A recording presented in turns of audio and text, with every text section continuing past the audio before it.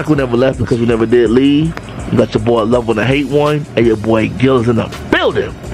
And we back at y'all with another radio call. You guys already know we finna cook.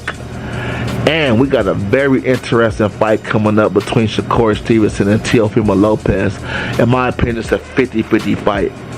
And we're gonna break it down. You know, me and Gil ain't done a radio call in a minute. We got some catching up to do, and I'm letting you guys know right now. Okay, I made a prediction video upon this fight already, but a lot of people probably didn't see it.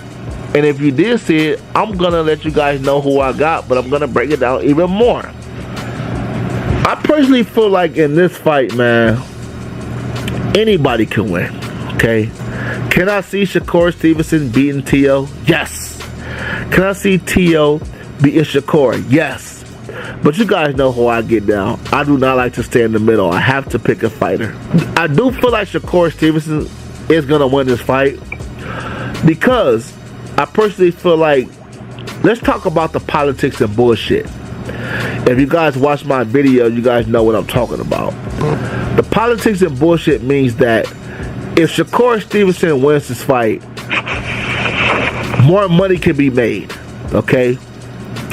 If Shakur Stevenson is undefeated, you still got Conor Benn versus Shakur Stevenson, very big fight. Shakur Stevenson versus Ryan Garcia, very big fight. Shakur Stevenson versus Tank, very big fight. Shakur Stevenson versus Devin Haney, very big fight. Assuming Shakur Stevenson beat Teofimo Lopez, that raises his stock a lot. He's going to be worth a lot more money, and that's a big win being Teofimo Lopez, okay? And it's a lot more big fights that Shakur Stevenson can make if he wins this fight. Now I know what you guys are thinking. Oh, Love One to Hate One, but it's a lot of fights that Teo could make if he beats Shakur Stevenson. Yeah, that's true, but not as much as Shakur, because we all know when you're undefeated, that makes more money. Now Teofimo Lopez can still make Ryan Garcia. Okay, cool. At 140, who is Teo really gonna fight? Okay, you got Rolly there. You got Ryan Garcia there. Matter of fact, my bad. Teofimo Lopez gotta go to 147 to fight the big names. Ryan Garcia, Tank Teo. That's never gonna happen unless it's a catchweight involved. So if you guys really think about what I'm saying, Shakur Stevenson, he don't gotta go up to 147 or 135 and 140. There's fights right there for Shakur. Okay. Now my whole thing with Teofimo Lopez. The one thing about Teofimo Lopez, he has showed his skill versus better competition than Shakur Stevenson. But the thing about Teofimo Lopez, besides the fights that he lost on paper, Teofimo Lopez has had some controversial fights, even in the fights that he won. In my opinion, Teofimo Lopez lost to, what's his name, Jermaine Ortiz. Now, Sandra Martin. That's another one. Hold on, I'll get to that. Yeah, that's another one. I'm glad you brought that up. He lost to, this is my opinion. Now, I understand why they gave Teofimo Lopez the fight against Jermaine Ortiz. They felt like he pressed the fight more, etc. I get it. But I thought Jermaine Ortiz won that fight, okay? So even the fights that Teofimo Lopez won on paper, he arguably lost. Sandra Martin dropped on twice. I thought Sandra Martin clearly won that fight, but they gave it to Teofimo Lopez. He was a bigger name, the more money, and Teofimo Lopez was pressing the action. I get it, but I thought Sandra Martin won that fight. Now, to be fair, you guys, I do feel like Teofimo Lopez fought better names than Shakur Stevenson. So that's like when people try to compare themselves to Canelo, like Pitfall Benavidez, right? Pitfall Benavidez can say, "Oh, I'm undefeated," but Canelo is not.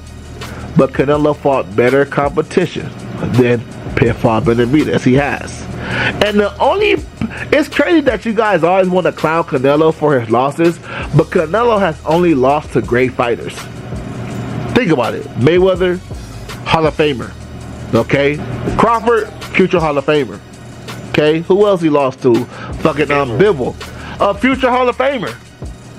Canelo has only lost to future Hall of Famers. Now, if Canelo would have fought the guys that David Benavidez fought, Canelo would still be undefeated. Okay? And I made a video about this the other day, Gil. I gotta make this point before I move on. If Canelo would have stopped Anthony Yarde the same way that David Benavidez did, Canelo wouldn't get no credit. They would say, oh, Canelo just beat a bomb. Oh, Canelo just beat Anthony Yarde, the guy who got stopped by Kovalev, who Canelo already beat. But Pinfall Benavidez does it, and it's a parade. Oh, did you guys see what Benavidez did to Anthony Yarde? Oh, my God. If Canelo would have done the same shit, nobody would have gave Canelo credit. But back to what I was saying, I do personally feel like when it comes down to this fight, I do feel like, man, I'm edging Shakur, you guys. But in my opinion, it's a real 50-50. I'm just edging Shakur because what scares me the most about Teofimo Lopez, and I gotta give him this, he shows up big time in the big fights. And this may be, if not, it might be his biggest fight. But I'm riding with Shakur Stevenson. I personally feel like the defense is gonna get it done. And the more marketable fighter in this fight is Shakur Stevenson. What's your thoughts on the Gil? I think people want to see Teo get knocked out, to be honest with you. And the thing about Teo is that he's had an up and down career, even though he's only lost one time. His mental is not always on point. So you always got to wonder, is he mentally prepared for what he's got to go through? And then the other question I have for you, who at 140, who has all the belts? Or are they scattered right now? Well, it's kind of scattered. It's kind of scattered because you got at 140 you got fucking who? Okay, don't Till has a belt? Or am I tripping? Till got he got. I think he has one and Shakur has one. I think that's why they're doing the fight, right? No, Shakur don't have one. Shakur didn't fight at 144. Shakur's coming. Oh, okay, so he's moving up. Yeah. Okay, that's where it gets interesting because if he gets to beat Teo, then he gets a belt. He gets a belt. Yeah, exactly. Yeah, so it might mean something to Shakur. Yeah. But honestly, when Teo is on point, he's kind of hard to beat. And to me, it comes down to how big is the ring. Because let's remember what Shakur was able to do with Sean Cepeda, but he didn't really have power, like, in that fight. So if Teo can come in with power, I think he could get him. Teo don't got power at 140, though. Teo hasn't knocked out nobody at 140. But he's a very good counter puncher, bro. That's counter puncher. Yeah, but situation you can walk him into a punch, you know. No, that's true. That's true. The one you don't see come. I mean? Yeah, that's true. That's true. The one you don't see coming hurts more. But Shakur a counter puncher too. But that's what I mean. Teo is the more natural counter puncher. That to me, that's at 140. Hold on. Yeah. At 140. I don't know about that one. I could agree with you. If you say at 140, yeah. When he beat Josh, but that's not fair. Go ahead, my bad. When he beat Josh Taylor, what division was it at? Wasn't it at 140? As at 140, yeah. Okay, then he was able to catch him with counters almost the whole fight, bro. But Gil, to be fair, Josh Taylor's come forward, you know. Straightforward, like he was trying to circle, bro, and he was catching him. So it's easy to catch Josh Taylor. Regis Prograis is to catch Josh Taylor. Well, that's true. Josh Taylor was starting to slow down when he got. Yeah, but you get what I'm saying? Yeah, you get what I'm saying? It's like Josh Taylor is like. I'll give you that. And then the other question is, it's gonna come down to the size of the ring because if Shakur's able to move around, Teo's not gonna be able to catch him. You know what I mean? If he's able to push him against the ropes and do his counters, he's going to catch him. But this is the thing, though. Teo's a mover, too, though. It's not like Teo comes straight forward when he has to. But when he fought Loma, he showed a real skill. See, that's where his mental is going to come into play. That's at 135, though. Yeah, you have a point. Yeah. But I'm also saying the skill is always going to be there no matter what the weight is, right? That's true, but you have to have the right timing. Yeah. And I mean, I'm not saying that Shakur has no chance. I think Shakur can do his thing too. I mean, because he's a good boxer. Yeah. So if he could frustrate Teo, he can really get stuff done. But it's interesting to see where Teo is gonna come in mentally because his dad's gonna say stuff that's gonna put pressure on Teo too. You know what I mean? So that's where it's gonna be interesting to see his mental at the time. No, that's real shit, and that's why I feel like they both sacrificed a little bit. Because if this was at 135, I will be edging Teo. But if you think about it, at 140, besides, and this is where it's scary at for Shakur, because we've never seen Shakur fight at 140. First fight at 140, which means he could be slower. You know, he might not be, he might not have the same timing. So it's a little bit of sacrifice for both. But my whole thing when it comes down to Teo, aside from Josh Taylor, Teo has not looked good, Gil, at 140. Against movers. But the power's not the same, is it? No, it's not just movers. Okay, he faced. Okay, what's his name? He wasn't a mover, and Gil, I swear to God, Teo still didn't look good. He was bro. Catching him with stuff too, right? Yeah, and another person too that was catching Teofimo wanted to fight, but it's like he was getting caught. But all I'm saying is, you know what's gonna be interesting is how much stuff did he learn from Canelo's team, because they were working together for. But you know what? I thought they were back together. No, I don't think so, because Teo did talk a little bit about. He was talking shit. Yeah, and I don't think they would let him back. He's burned bridges with all his racial stuff, bro, and a lot of people don't like that. A lot of people stop fucking it because of that. Yeah. Canelo doesn't want all that fucking controversy over that shit, bro. And I feel Canelo on that. Yeah, so I get why they kind of kicked him out of camp, bro, and he kind of went off on them for that. But I get it too, bro. Why not do things right instead of talking shit the way he does? People are rooting for you to get knocked out for that simple reason, bro. Exactly. But you know what? Hold on. I will say this too. And you're right. People do want to see Teo get knocked the fuck out, but people want to see Shakur get knocked the fuck out too, though. Now, Gil, let's not underestimate that now. Because he's such a mover. He has such technique, bro. It gets annoying sometimes to watch him move so much. People want to see him get caught a punch. Yeah, for sure. That's why when he fought Zepeda, all motherfuckers, and it's not like it's just a race thing. It's not like it's just like, oh, motherfucking Mexicans want to see Shakur get knocked out. No, you got Tank fans who is mostly black. They want to see his ass get touched up by Teo too, because they want to say, oh, he was talking all that shit about Tank, but look what Teo want to do. Look what Teo just did to him. That's what a lot of people want to say. Let's remember, Cepeda caught him with a jab, bro, with a simple jab on the ropes. So if I'm Teo, I'm gonna try to be throwing straight punches at him. But see, Zepeda, I knew Zepeda had a style that was trouble. I didn't think Zepeda would win, but I knew he had a style because Zepeda throw punches non-stop. The amount of punches, yeah. I don't think Teo, he don't fight like that. Teo like to fight off the exchange and stuff like that. But if he take it too, Shakur might be in trouble, but that would be Shakur going outside of himself. He's very defensive though, bro. And that's what kind of Shakur.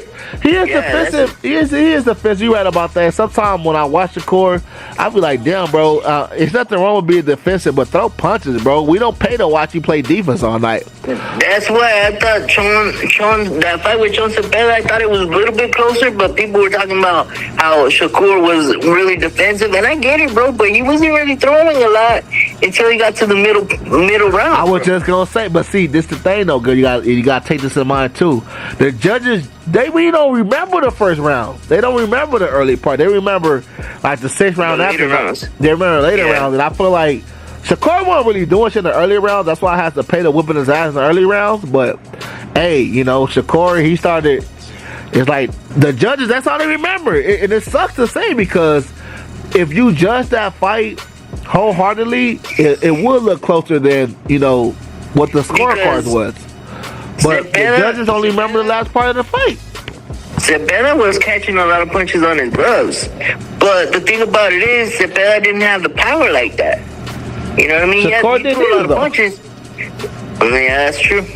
They both didn't have power like that. Shakur don't punch you like that. Cepeda is a volume puncher. He does hit hard, but not like he's gonna put you out with one punch. But it's the same thing. I thought it was more noticeable in that fight because he kept throwing big punches, and a guy with a little bit more power would have been able to catch Shakur with something. We got an opportunity to see it this fight. Exactly. That's where I think Teo can take advantage of it if he can place a good shot. But Gil, this is what I think you sleeping on. See, the thing about Zepeda, he throws punches. He throws like 5-6 punches. So a couple of those is gonna get in. I don't give a fuck. You could be Floyd Mayweather. You could be the best defensive fighter in the world. You throwing 8, 5, and Zepeda not slow. You throwing these fast ass punches. A couple of them is gonna get in. Teo don't fight like that. He's not gonna throw. He's not gonna put Shakur on a roster, throw 10 punches and throw punches all night. He's not gonna fight like that. So my point is, the reason Zepeda landed because he was throwing 10 punches for 2 to land. Well, see, that's the thing, bro. Like, you have to piece things together when you're coming up with a game plan. Maybe you can't throw 10 punches, but you could throw 4. You know what I mean? You could throw 3 and start piecing it together, making it work for you. That's true. That's true. You know what I mean? Yeah, that's true. So, yeah, you got a good point. So that's where the game plan comes into play, and I think honestly, I think it's a 50-50 fight. I think so too. I personally feel like, I literally think that way. I feel like if Teo wins, because I personally feel like Teo, I think Shakur is faster than Zepeda. I don't think Shakur is faster than Teo. I think their speed is like probably the same. So I think that's gonna be the difference maker. It's like maybe Teo don't need to throw 10 punches like Zepeda, because he feel like I could throw 4 or 5, like you said. I could throw 4 and catch you with 2 or 3, and then catch him with 1 with power, and you never know. Yeah. I do. Okay, this is where you kind of lose me. I do kind of know, because Teo has not been flatlining nobody at 140, so he's gonna flatline Shakur. But that's the question, bro. If you look at Teo, the way he fights, he doesn't really plant his feet. He's always moving. So he's gonna all of a sudden start planning it again. That's what the game plan would be for me, bro. To put but it. But look, even if that's the game plan for you, you know for a fact, Shakur Stevenson, if Teo sits on all his punches, it's more easier to read a sit-down punch than a jab punch. I personally feel like Teo, he got to set up that. If he sit on every punch, I think Shakur's gonna read that. I'm not saying sit on every punch. What I'm saying is set it up with the jab. Okay, now you're talking. Okay. You didn't say a jab at first. Okay, I got you. I got you now. Throw in 2 punches, like throwaway punches, and 1 really hard one, bro. Get them thinking they're gonna be easy punches, and then you throw that hard hook or that hard uppercut when he's against the ropes, bro. Like, make him feel your punches. Throw to the shoulders. Throw to the gut. Use the jab to the gut. A lot of guys don't do that. That's true. You know? You're right. If he set it up, Shakur Stevenson may be in some trouble, bro. The way I look at it is, bro, since I'm always telling you, the jab comes first. The jab comes first. Sometimes I'm thinking in my head that you already know what I mean. Okay. I always talk about the jab, bro. Yeah, okay, I got you, yeah. Because you always say the jab comes first, but the thing is, okay, yeah, so I probably should have known that, but when you say the jab, certain fighters don't have a jab like that. Yeah. Teo does. So it's like when it comes down to this one, yeah, I got you. Yeah, like Pitbull. Like I remember you said with Pitbull, you said if Pitbull could, if he could throw the jab. But I'm like, damn. And my mom thinking like, and I think I told you, I'm like, Pitbull don't have a jab, so if he basically has to learn the jab. That's how you told me. He don't really use it, which is true. But this fight, he used it a little bit more in the beginning. I got yeah. I'm glad we're picking each other's brain, bro. I'm glad we're picking each other's brain. Exactly, that's true. Cause I ain't gonna even lie to you. I can't say it. You see, I can't say that now because Teo has a good job. It's gonna be a good one. Shit.